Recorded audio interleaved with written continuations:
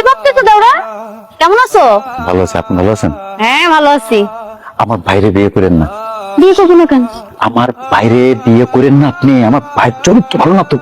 আমার ভাইয়ের চরিত্র খারাপ। আমার ভাই কয়েকদিন আগে বিয়ে করছে, তার একটা বিয়ে আছে তো। আরে কি কমু, নিজের ভাই বলে না বলেও পারতেছি না। ও যদি টেনশন হয় না, টেনশন লুজ মোশন শুরু হয়ে যায়। যে কোনো কিছু নিয়ে টেনশন করলে লুজ মোশন। এরকম একটা ছেলে আপনি বিয়ে করা উচিত। তুই সব কথা এতদিন বলো নাই কেন? আগে কেমনে কই, আগে কি বুঝছি কিনা যে আমার ভাই আপনার পছন্দ করে বসবো। আমার ভাই তো অনেকগুলো মেয়ে দেখছে, কোনো মেয়ে পছন্দ হয় নাই। তারপরে যখন সে পছন্দ করে ফেলছে আপনার, আমার কাছে মনে হয়েছে ভাই যে এত খারাপ, এগুলো যদি না জানে বিয়েটা করে ফেলে ভুল করবেন একটা। আমি চাই না আর কি আপনার মতো একটা সুন্দরী মেয়ে ভুল করে আমার ভাইয়ের বিয়ে করো। ঠিক আছে, বিষয়টা আমি দেখতেছি। খবর কিন্তু আর কারো কোয়েন না যে আমি যে আপনার ইনফরমেশন গুলো দিচ্ছি। হ্যাঁ তাই নাকি? দেওরা মনে হয় শরম পাইলা। বিয়ের আগে সবকিছু জেনে নিতে হবে। আচ্ছা তুই ওনাকে ডাকছিস কেন বলতো? আসলেই সব জানতে পারবি। আপনার নামে একটা কথা শুনছি, কথাটা সত্যি না মিথ্যা সেটা জানার জন্য। কি শুনছো? আপনার নাকি চরিত্রের সমস্যা আছে। কি ভালো এগুলা, কোথেকে শুনছো এগুলা? কি হয়েছে, এমন করতেছেন কেন? আশেপাশে টয়লেট আছে? আছে আছে, ওইদিকে আছে। মিলে যেতেছে তো। কি মিলে যেতেছে? ওনার কি লুজ মোশন আছে রে? আমি কেমনে কমু? গেলেই তো মাত্র একবার। কেন জানি মনে হইতেছে টেনশন ওনার লুজ মোশন হয়।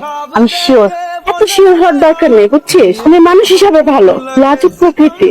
ওনাকে আমার ভালোই লাগে। এই লোকের তো আসলে ঝামেলা আছে। ওনার নিয়ে আমি সংসার করবো কিভাবে? এই এত ভাবিস না তো, এটা একটু স্বাভাবিক ভাবে নে না।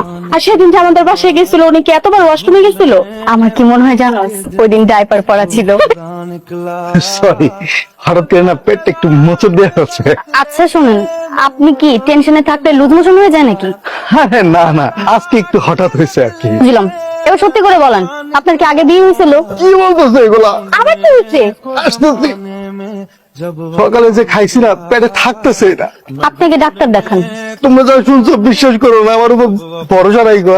মেয়ে দেখার দিন থেকেই তো আপনার সাথে একটা ঝামেলা হয়ে গেল, একটা বেয়াদবি দিয়ে ফেললাম আপনাকে। সরি আর কি মামা, বুঝছেন না, আমার মনে হয়েছে যে আপনাকে সরি বলা উচিত। না না, সমস্যা নাই। এই যে আপনার ভাগ্নি যার সাথে বিয়ে দিবেন, আমার ভাই সম্পর্কে ভালো করে জানেন আপনারা। যেহেতু আপনার ভাগ্নির সাথে আমার ভাই বিয়া না, তো আমার ভাই সম্পর্কে তো আপনি আপনার পরিবারের সবাই তো জানা উচিত, জানা দরকার। সবকিছু জানছি, তোমার বাপে কইলো তোমার ভাইয়ের সম্বন্ধে, তুমিও কইলা তোমার ভাই হাজারে না লাখে না মিলিয়নে একটা। না ওইটা ঠিক আছে, কিন্তু একটা খুব গোপন জিনিস আমার বাবা আপনাদের কাছে গোপন করছে আর কি। আমার ভাইয়ের একটা খুব গোপন জিনিস যেটা আপনারা জানেন না। ইনফরমেশন